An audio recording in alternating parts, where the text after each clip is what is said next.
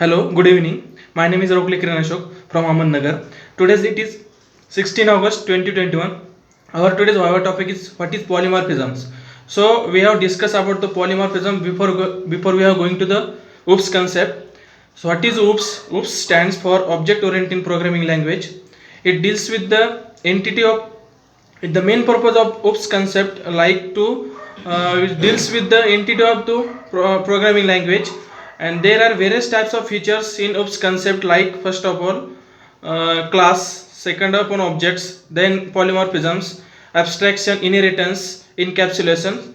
So we have discussed about the firstly objects.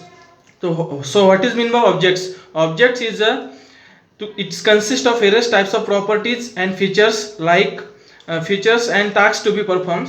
For example, we have take the example human body. Human body means its tasks to be performed and we have provide the various properties like human color, human height, human name. So we have performed the various methods, we have performed the task like to read, to write, etc. And then second upon class is consist of various types of properties and features and the tasks to be performed. For example, students, there are various types of properties like student name, student roll number, student date of joining. It's included in class.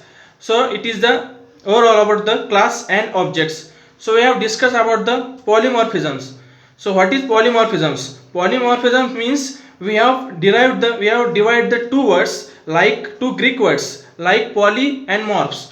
Poly means many and morphs means forms. So it is all over about the means.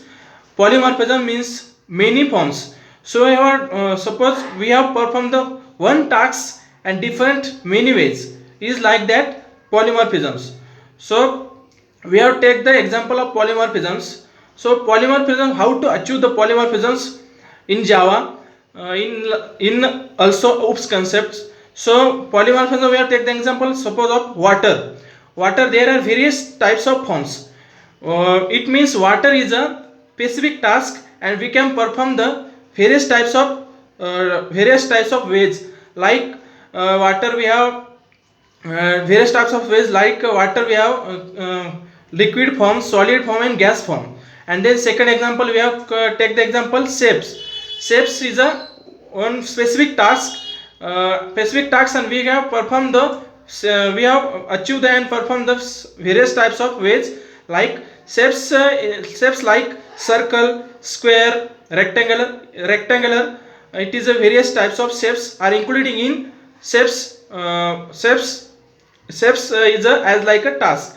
And then third upon sound means we have achieved the polymorphisms in that case.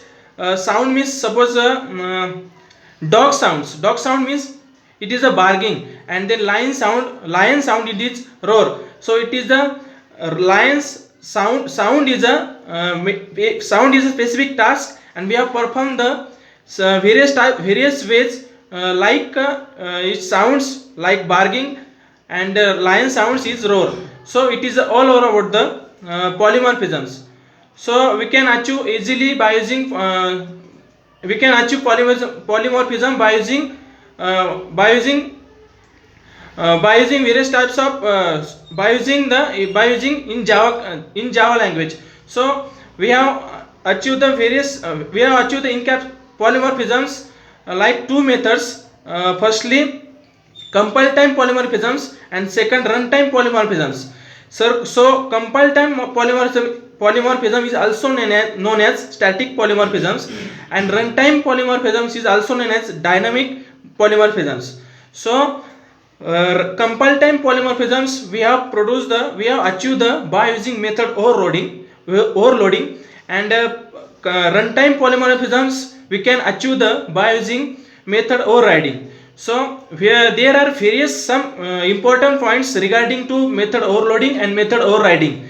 So first of all we have discussed about the method overloading. Method overloading means we have created the same class, same method name but different arguments. Different argument means we can we can pass the different parameters. So it is the method overloading. So method overloading, it means we have create the different arguments, like types of arguments, sequence of arguments, and number of arguments. And then second upon method overloading, method overriding. So method overriding is some important points, like method overloading. So method overriding is including in same method name, same parameters, means same arguments but different class. So it is the method overriding. So same arguments means types of arguments, sequence of arguments, and number of arguments. So we have discussed about the briefly in method overloading and method overriding. So first of all, we have discussed about the method overloading. So method overloading, we can achieve, how to achieve method overloading in Java. Suppose we have take the example.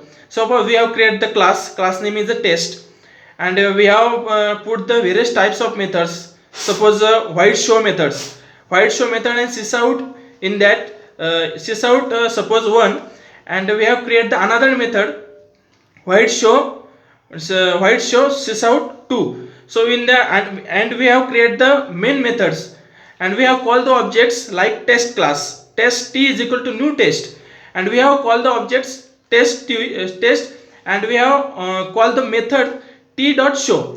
So in that scenario, compiler very confusing because of how to execute firstly and then lastly. So we have using the different arguments, like a number of arguments, types of argument and sequence of arguments. So number of arguments means we have not passed the parameters. Suppose first we have created the method white show, and then second method white show, same method but parameter we have not passed the first method and second method. So we have achieved the method overloading.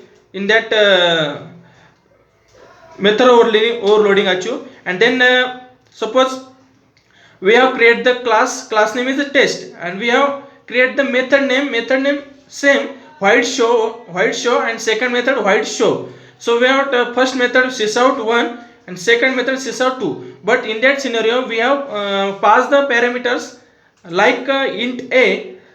First show method, like we have passed the parameter int a, and second method white show we have not passed the parameters. So in that scenario we have create the main methods and call the object like class test t is equal to new test, and then we have call the objects, call the method t dot show. So in that scenario, compiler not confusion because of we have passed the different arguments, like first method we have passed the int a, and second method we have not passed the arguments. So compiler is directly executed the program, execution time is directly called to white show method 1.